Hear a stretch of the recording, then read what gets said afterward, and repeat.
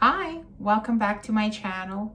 Thank you for watching and for subscribing. And if you're just visiting, please consider subscribing.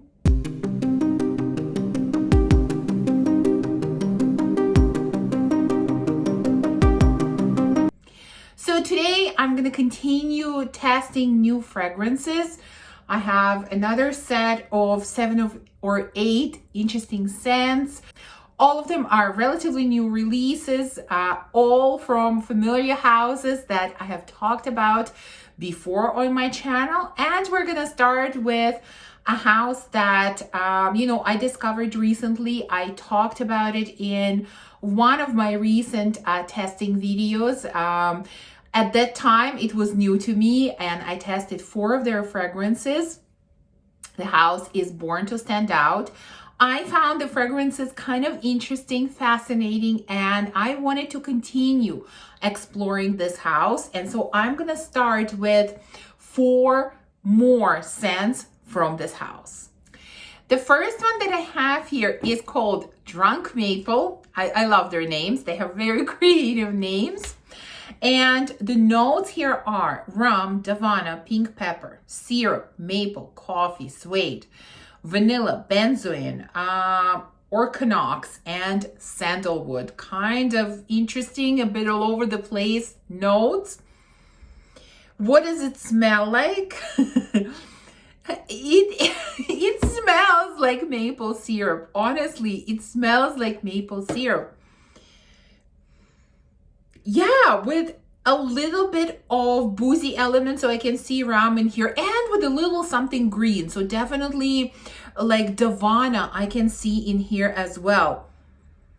Maybe even davana mixed together with suede, or if I didn't see that suede was here, I would actually think that it's leather. To me, it smells a little bit more leathery than suede, but basically that's what it is. It's definitely sweeter in the opening than it is in the dry down. Like when I first sprayed, like I just get hit with the smell of maple syrup, like pure maple syrup. As it dries down, this is where these other notes and other nuances are starting to come out, like, rum and davana and suede. But that element of maple syrup is never lost. And yeah, the more I smell it, the more I feel like it's leather rather than suede. So, it's kind of interesting, but to me, it's not really wearable. Number one, I don't want to smell like maple syrup. And number 2, I feel like that suede, or like I said, to my nose, it's leather.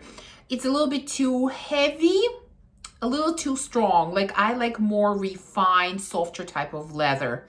So yeah, it's an okay scent. It's sort of interesting, but I don't think it's wearable, and it's definitely not for me. Second one from the same house that I have is called Fugazi. So the notes in here are milk, cumin, grapefruit, incense, mandarin, suede, saffron, vetiver, gaiac wood, ambroxan, musk, vanilla, styrax, and moss. I don't really know what to make of these notes. And I don't really know what to make of this fragrance. I mean, this is very heavy saffron, cumin, incense. It's very spicy, smoky, leathery, earthy, so vetiver, woody. And then I get musk, and I do get a little of that grapefruit. It's kind of this, citrusy, sort of tart type of scent. That's what I get. Milk, no way. I'm not getting that vanilla, no. So yeah, that's what it smells like. Leather, saffron, incense, spices, vetiver, woods. Yes, definitely not a scent for me. Very, very masculine in my opinion. I do not get along with scents like that, so not for me. Big no for me. I I can't say that I really, even though, you know, there are masculine scents out there, but I can appreciate them. You know, I can see the beauty in them. I kind of, yeah, I even for a man, I would not recommend this scent. No. Okay, let's go to the third scent from this house. And this is Indecent Cherry, another cherry scent, okay? The notes in here are cherry, almond, saffron, sour cherry, strawberry, Bulgarian rose, mimosa, vanilla, amber, musk, benzoin, and patchouli. Okay, even though, you know, I feel like we've had enough cherry scents, but I'm all for discovering a really interesting, unique cherry scent. This is not one of those scents. No. Very light, fruity scent. I would even say that I get strawberry more than I get cherry.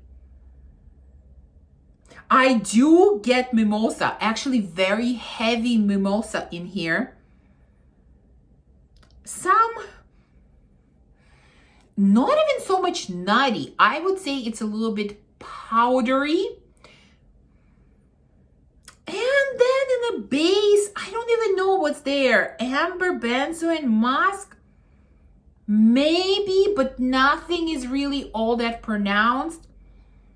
It's kind of a scent about nothing, in my opinion. Like, I barely get any cherry. And whatever I do get is so light and so like undescribable. Nothing really stands out. Yeah, Indecent Cherry, no. That's a no for me so far, I have to say.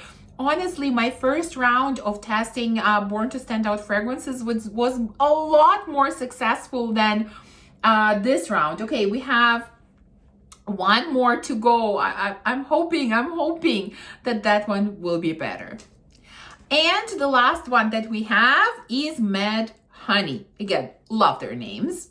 So the notes in here are rum, pink pepper, honey, rose, tonka, benzoin, vanilla, patchouli, and again, this orchanox. Okay. This is probably, out of the 4 that I tested today, this perhaps could be the best. But the best doesn't make it really good. It's an okay scent. Like honey. Yes, I do get honey, but it's a slightly soapy honey. Sometimes honey can come off like that to me. And this is a slightly soapy honey. Definitely rose. It almost reminds me of something I think there was a fragrance, and I used to have it from Lancôme, from their private line, Parfums de Roses or something like that, where there was rose with honey as well. And this kind of reminds me a little bit of that fragrance. Like, it's a slightly soapy honey with rose, maybe some tonka bean, benzoin. Yes, not really rum, no pink pepper. None of that. So mostly this is honey and rose. It's not off-putting, but is it again something exciting, something interesting, something I'm interested in? No. For me, all 4 of these fragrances are a no. Okay, next we have a fragrance from a house that I can't pronounce. I'm gonna give it a try. Be kind to me. Fomowa, Paris. Probably wrong, but I tested one of their fragrances before last year, and this time we have Red Kila Split. Okay, the notes I love. They look so interesting and intriguing to me. We have lemon, banana, strawberry, sorbet, orange blossom, pistachio, whipped cream, vanilla, tonka, ambroxan, caramel, sandalwood. I love the notes. I love the notes. I really want a banana scent, but the banana scent that works for me, you know, that's a tricky note. That is such a tricky note. So this has sort of sweet, but at the same time, very refreshing feel, like kind of even slightly cold feel, like sorbet. That's the note that jumps at me. I kind of feel like, yeah, this is some kind of lemony, maybe lemon and strawberry type of sorbet. Like it's kind of fresh, a little bit sour, and really cold. Like I get a cold feel from this fragrance. Banana is almost unnoticeable, which I'm not even sure if it's a good thing or a bad thing, because I think banana for me can come off in a very bad way. But at the same time, if I have a banana perfume, I wanna actually be able to pick out banana in this fragrance. And here I'm kind of, it smells good, but I can barely pick it out. I almost feel like I wish it was just a touch stronger, the banana note, you know, because that's what intrigued me more than anything else in this fragrance. I'm not getting pistachios. There is a little bit of sweetness. Like I do get sweetness, and it's kind of like this sugary sweetness. I almost feel like there should be a note of sugar in here, or maybe it feels that way because of sorbet. I'm not sure. But the quality of the sweetness is sugary, like slightly granular sweetness, you know? But overall, it's sweet, but very fresh and cold at the same time. Fruity. Yeah, that's what I get out of this fragrance. It's nice. It's a really nice scent. You know, I'm gonna retest it again when the weather gets really warm. Maybe the warm weather will make it stronger, will make some of the notes stand out more. I'm not sure. That's what I'm missing here more than anything else. I want something a little bit denser, a little bit stronger, a little bit more pronounced. So it's okay. It's a nice smelling scent. I'm going to explore it a little bit more, but at the moment, it is a no for me as well. Next, I have a fragrance from Memoirs of a Perfume Collector. You know, I have one fragrance from that brand, which I love. It's a great summer scent. And this one is Chai Dessert. Definitely not a house that many people talk about, but I was really curious about it. Because I have something from them that I really like. And I think I tested something else that I really liked as well. I can't remember now. And because, you know, I'm assuming there is a note of tea in here since it says chai. I don't know. Let's see. But I'm kind of curious about this one. Now, I ordered it again purely on the name and the house. I didn't look at the notes. So let's look at them together. We have saffron, vanilla, coffee, raspberry, pink pepper, oud, ambergris, cedar, patchouli, musk, and white blossom. So there is no tea note in here. Okay, I assumed that there would be, just based on the name. And this is definitely not for me. This is basically saffron, oud, and a little bit of patchouli. That's pretty much what I'm getting. Vanilla, coffee, raspberry, no. None of that. Not at all. Not even a little bit. No. Saffron, oud, and a little bit of patchouli. That's what this scent is about. No. Oh, how disappointing. Such beautiful notes in here, like vanilla, raspberry, coffee. Where are they? No. Extremely like strong, masculine. No. This one is a big no for me. Now, in one of my recent testing videos, I had a gourmand fragrance from Parfums de Nikolai. And I mentioned in that video that they came out with 3 gourmand fragrances. I wanted to test all of them. I was only able to find one at the time, but now I got the other 2. So I'm really curious to see if I'm gonna like these. I did not like the first one that I sampled. So I'm really hoping that at least one of these I'm going to like. Now, the first one we're gonna look at is called Pavlova, and the notes look amazing. We have pineapple, passion fruit, rum, raspberry, coconut, peach, musk, vanilla, sandalwood, and cedar. Fantastic notes. This is on the lighter side, which I would expect from this house, honestly. It definitely has raspberry, actually quite strongly.